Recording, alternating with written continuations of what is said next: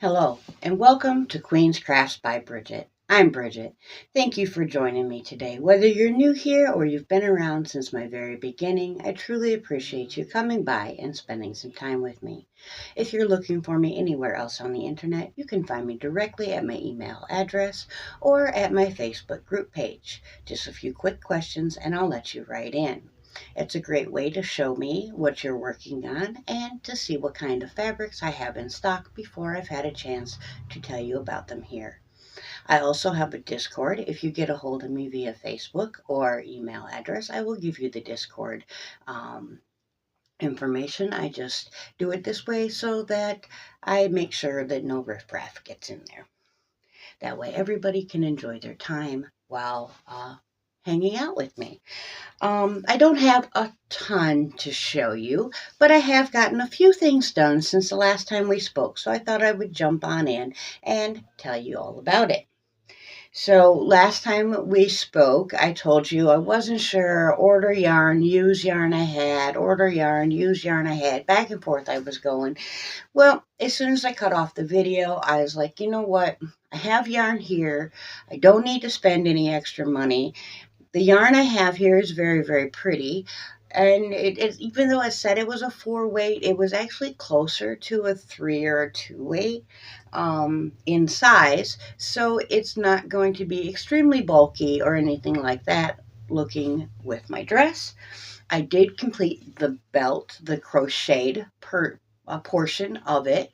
However, I will be doing some peyote stitching, some beadwork, and that will go into the center of the belt. So I will show you the crocheted work done now, and once I get my beads in and I get my stitching done and get it on the belt, I will come back and show you how I've completed the belt, whether I've used snaps or D-rings or what I've done there and what it looks like with the stitching done. So of course it's just a long now what I did was, oops, pulled back a little too far. I have to pull that out and make one more stitch. So what I did is I started out with a foundation single, and then I did a single, double, single, double, single, double, all the way back to a single. Turned it around, double, single, all the way back to a double, and back and forth and back and forth. I'm not sure what that stitch is called. I've heard it called the Suzette stitch, but I've heard it called other things too. So I'm just going to tell you I did single, double, and then double, single. So I don't upset anybody by calling it the wrong name. Now, of course, this little belt did not take anywhere near the entire ball. And what I was using was Loops and Threads meandering serpentine. And it was 243 yards, 3.5 ounces, or 100 grams. It said you could machine wash, you can tumble dry, do not iron. You can wash on with pee for your dry cleaning solvent. It is 90% acrylic and 10% nylon. It says it's a 4 medium. It wants you to use a 4.5 knitting needle or a 5.5 crochet hook. I used a 4 millimeter. I like the way the fabric that it made, and actually the other projects that I made with this yarn, I also used a 4 millimeter. So that is the yarn that I used. It's one of the very first hanks I ever bought. I bought it obviously at Michael's, where that's where Loops and Thread is coming from. Now, let me give you the actual stats here. For the belt, we used 32 grams or 1.1 ounces. For the hand grips, which I will place in a picture right here of some hand grips that I made for the King's rollator walker, because the plastic handles on the rollator are eating up his skin. It's like drying out his skin and like making it like peel up and get very sore and tender, which of course he has to have it to walk with, so he has to have his hands. So I used this very soft, lovely yarn to make him a couple hand grips.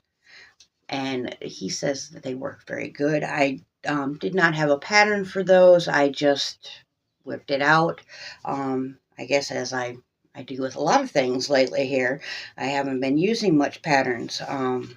Although I do like patterns, don't get me wrong. The hand grips, I used 1.6 ounces of yarn, and I have 0.7 ounces left. That's all that's left, but I'm sure I will put this into something, maybe a headband or something like that, here shortly so that I can claim the ball band or the tag. Oh, I forgot to tell you the names for the cauldron. I am so sorry. I did have to, this is the second time I've filmed this. The physical therapist pulled up as I started to film the first time, and he's out with the king right now. So it had me a little thrown off. But let's see, for the last video going into the cauldron is Crochet to Stay Sane, Diana D, and Mama G Gear. Thank you very much for your active participation on the channel. I really do appreciate you. Now, I did mention that I would be doing the peyote stitch. And some of you might be thinking, Bridget, what is the peyote stitch? And it's not a crochet thing. It's a bead thing. When I got my loom for beading, now I did start a graph on here, but these are seed beads and very irregular in size and shape, and I'm not really particularly liking how it is looking looming up. So I am waiting for more regular, more closely regulated size and shape beads to come in. But while I was waiting, this wonderful book came with the loom, and it had in here how to do the peyote stitch, as well as how to do the loom. And so I was like, well, you know what? That someone asked me if I knew how to do the peyote stitch, and I was like, what? Because I had never heard of such a thing. And so I was looking at my book, and it was explaining how to do it. And I'm like, well, I've got the tools here. I've got the beads here. Let me give it a go. And it actually was extremely easy to do. I picked it up in a couple minutes. I had my head wrapped around what I was doing, and no longer even needed to look at the instructions.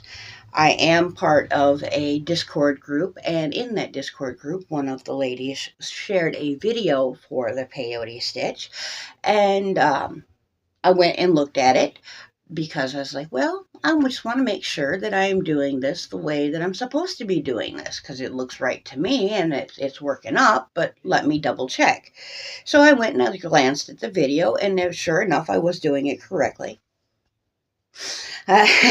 Which doesn't always happen. I know it seems like I can just do any craft I want to and I'm good at it. No, not at all. I fail quite often, actually. I've tried paper crafting, and I'm no good at it. I've tried scrapbooking, and I'm no good at it. And it looks like, someone gave a glue stick and some random paper to a child and said, here, Mom, make me a book. And the child really didn't have any interest in what they were doing. They were just doing it and gluing pages places. That's pretty much what my paper crafting looks like. Although it's very beautiful, and I wish I could do it. I just don't have that skill. But anyways, this was my practice run. This is where I started out at. And as you can see, the very irregular size in the beads causes it to dip and whatnot. And then, of course, these are exact same beads, come from the same package, but these are way out compared to these ones over here. Well, then I was like, well, let me figure out how do you do stripes? Because then once I know how you do stripes, I know how you do shapes. And then I can make my own graphs. I don't have to buy anymore. right? I mean, if you learn how to do it yourself, you don't have to rely on somebody else. You can, if there's something that you can't find that you don't know how to do, you can go ahead and make it your own and do that. So that's what I did. Well, then I'm like, well, hey, I was looking at this, and if you see, you work into the higher beads, right? Well, then if you go on this side, you work in the higher beads. Now, if I was on a purple row, they would slink in together like this, right? And you could run a needle straight through. Well, I'm like, hey, didn't Granny D have a link to the people that make the round bracelets with the beads? I can't remember the name of that company. I know it's they help women in impoverished areas to learn a skill to make money, and they sell these bracelets. Well, when I was looking at this and I realized that I could just turn it over, do a few rows and turn it over, and then make a bracelet with it, and then, connect the ends. I was like, well, okay, well, how many beads do I need to put on the first time if I'm going to make a bracelet long enough for me? Well, I didn't know that answer. I knew how far these beads went in a set number. I knew how far these beads went in a set number. But there's a massive difference, right? So I put on the beads because the first just load up a long string. Your first row is just loading beads onto a long string. So what I did is I loaded enough beads on to go around my wrist 2 times. Because I knew if it went around my wrist in one line of beads 2 times, that, where did I put it? Oh, there it is.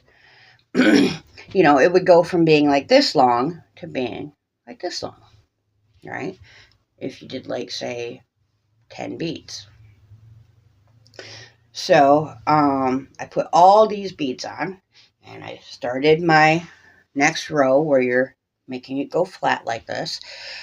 And once I got to the point where it went all the way around my wrist and had some room left, a good bit of room, because either I'm going to need to be able to slide it off my wrist this way or put a clasp in it so that it can be connected. Either way, it needs to go around. Well, I went until you can see it went all the way around and left some room. And then you put a stopper bead on so that your beads don't just go flying off the end. I removed that stopper bead, removed the extra beads that I did not need, put the stopper bead back on, and continued going back and forth until I had it far enough where I could get it to go around. And then I connected the 2 ends and weaved them together. It was very, very simple, a lot of fun. I think if you guys haven't tried it and you're interested in beading, you should go ahead and give it a try. It was really interesting to do. And, it just gave me a little break from doing the crochet and stuff, which, I have lots of crafts. I really don't need another craft to give me a break from one of my other crafts, but it was fun. I enjoyed it. And beads can be quite expensive for the nicer beads, but they don't take up a lot of space. So I didn't get real expensive beads, of course, because I have so many crafts. It really doesn't make sense to invest top dollar in each and every single one of them.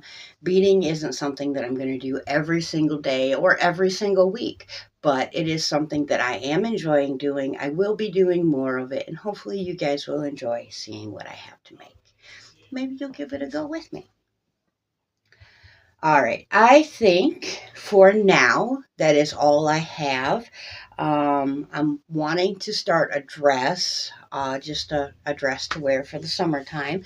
So hopefully I will have that started pretty soon.